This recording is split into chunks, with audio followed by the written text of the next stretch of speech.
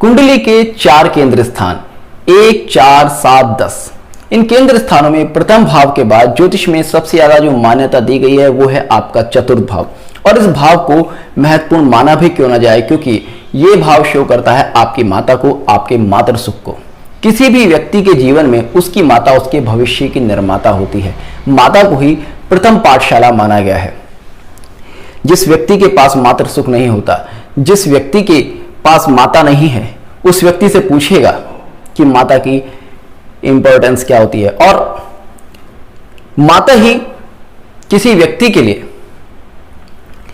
वो रिश्ता है जिसके आंचल में जाकर सबसे ज्यादा कोई भी व्यक्ति सुरक्षित और सुकून महसूस करता है।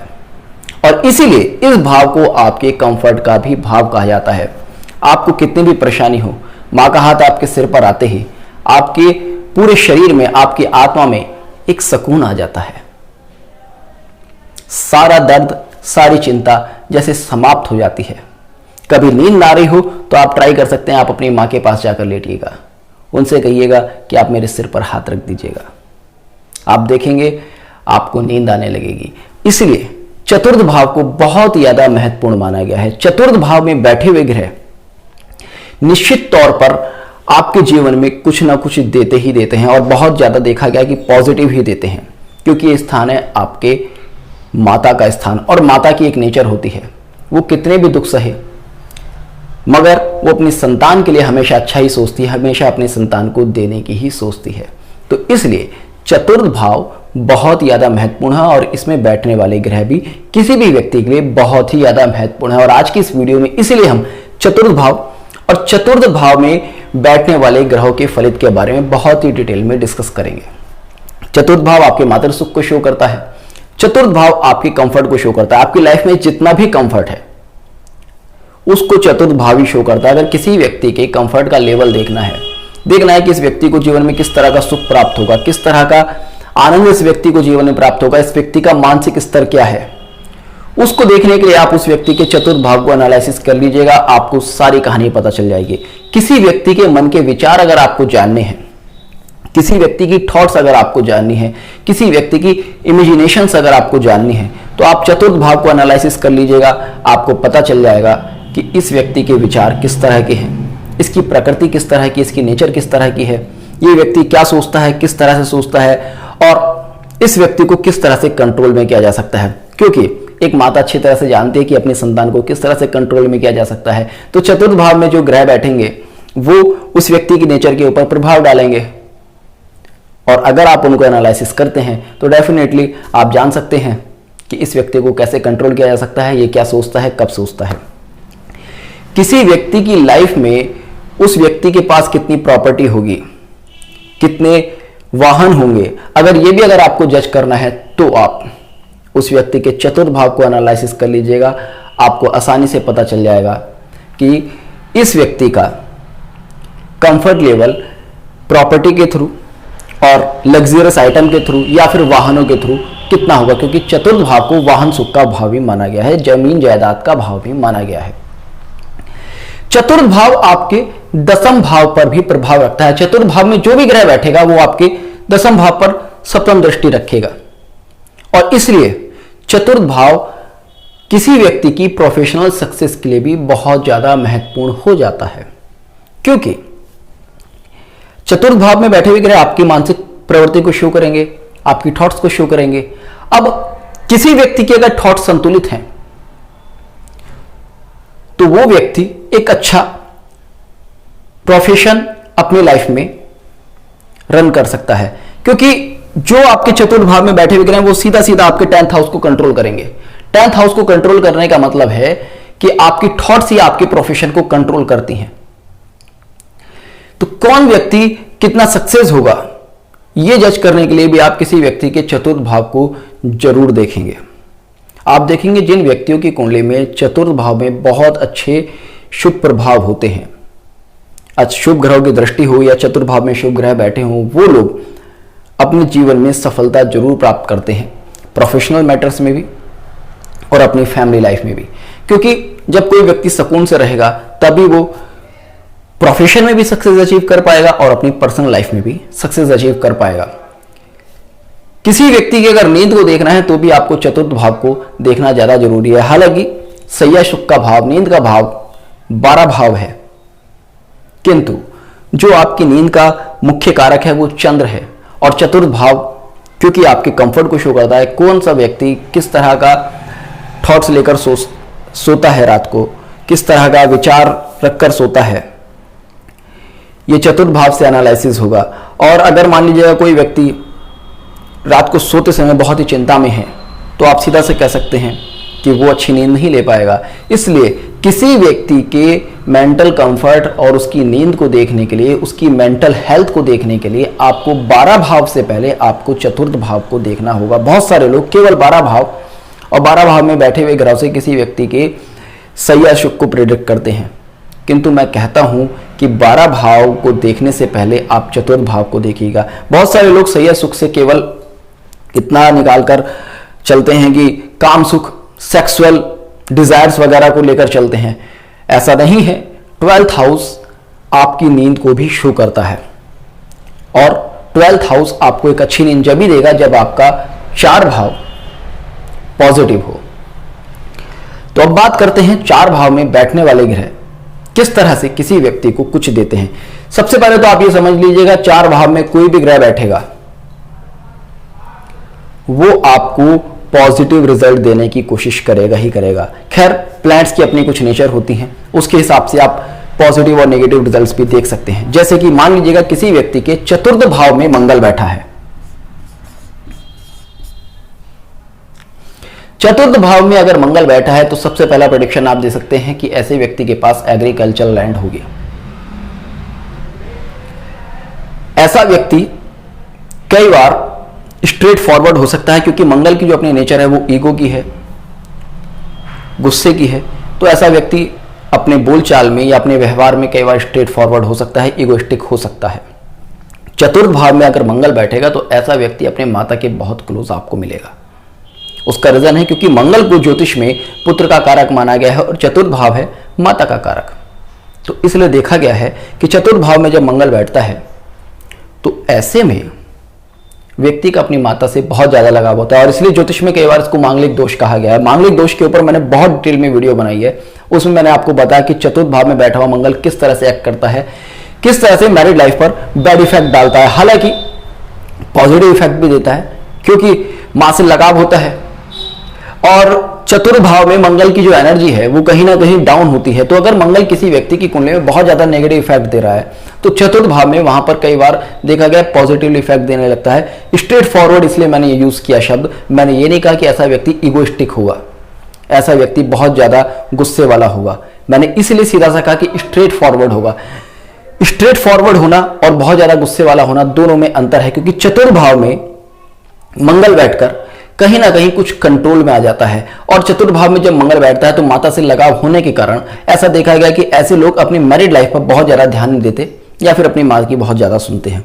और इसलिए देखा गया कि चतुर्थ भाव में जिन पुरुषों का मंगल होता है उनकी वाइफ यही शिकायत करती है कि मेरा पति मेरी नहीं सुनता, अपनी मां की सुनता है। ऐसा अक्सर देखा गया है। और जिन फीमेल्स की कुंडली में होता है तो वो मेल्स भी अक्सर शिकायत करते हैं कि ये लड़की अपनी माँ से बहुत ज़्यादा बात करती है और शायद इसकी माँ की वजह से ही हमारी फैमिली लाइफ में डिस्टर्बेंस है। ऐसा अक्सर देखा गया है। तो चतुर्थ भाव में अगर मंगल बैठेगा तो पॉजिटिव और नेगेटिव इफेक्ट्स दोनों ही देगा। अब आपको क्या चीज़ पॉजिटिवली है, क्या चीज़ आपकी लाइफ में पॉजिटिव है वो, और क्या चीज़ नेगेटिव है उसको आपको देखना है। मंगल अगर चतुर्थ भाव में बैठेगा तो आपको मशीनरी का सुख भी देगा, क्योंकि मंगल मशीनरी का कारक है। अब बात करते हैं शुक्र की। चतुर्थ भाव में अगर शुक्र बैठेगा तो सबसे पहले तो ऐसे लोग राजसिक स्वभाव के होंगे, काफी रोमांटिक नेचर के होंगे। ऐसे लोगों की माता के पास आपको काफी ज्यादा वेल्थ मिलेगा, क्योंकि मां का हाउस है और मां के हाउस में शुक्र बैठा है तो डेफिनेटली मां के पास पैसा होगा। ऐसे लोगों की वाइफ आपको काफी इमोशनल मिलेगी। छोटी छोटी बातों पर इमोशनल हो जाना आप देखेंगे ऐसे लोगों की वाइफ की नेचर होती है।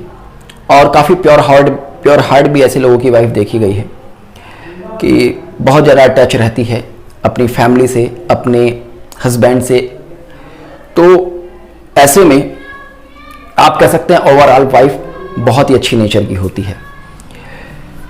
ऐसे लोगों को अक्सर देखा गया है कि एजुकेशनल लेवल में कोई बहुत ज़्यादा परेशानी नहीं आती, और ऐसे लोग कलाकार होते हैं, इमेजिनेशन इनकी बहुत अच्छी होती है, क्योंकि चतुर्भाव आपकी इमेजिनेशन का भी है और शुक्र आपकी कला का कारक है।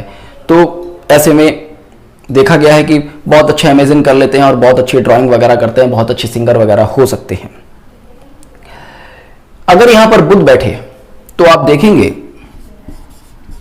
ऐसे लोगों का फ्रेंड सर्किल बहुत अच्छा होता है, क्योंकि बुध आपके फ्रेंड का कारक है। ऐसे लोगों को फ्रेंड्स बनाने में बहुत ज्यादा मजा आता है। कई बार ऐसे लोग बहुत ज्यादा बोलते हैं, नॉन स्टॉप बोलते हैं, कई बार ऐसा देखा गया है, और बहुत ही ऐसा नहीं नॉन स्टॉप बोलते हैं तो किसी को इरिटेट करते हैं, बहुत ही अच्छे फ्लो में बोलते हैं, बहुत ही अच्छे से बोलते हैं, और एजुकेटेड भी होते हैं। जैसे मैंने आपको बताया शुक्र भी यहाँ पर एजुकेशन देता है, क्योंकि शुक्र क्या है, दैत्य गुरु माना गया है, इंटेलिजेंस का कारक माना गया है। बुध तो खुद से इंटेलेक्चुअल लेवल शो करने वाला प्लेनेट है। तो ऐसे में बुध और शुक्र अगर चतुर्थ भाव में बैठते हैं तो ऐसे व्यक्ति इंटेलिजेंट पाए जाते हैं। और चतुर्थ भाव जहां आपके मन का भाव है, वही बुध आपकी बुद्धि है। तो ऐसे में मन और बुद्धि का संयोग हो जाने से ये लोग काफी अच्छे से किसी सब्जेक्ट पर कंसंट्रेट कर पाते हैं। किंतु अगर यहां पर बुध पीड़ित हो जाए, चतुर्थ भाव पीड़ित हो जाए, तो बहुत ज्यादा प्रॉब्लम देखी गई है। अब बात करते हैं अगर किसी व्यक्ति के चतुर्थ भाव में चंद्र ही बैठ जाए।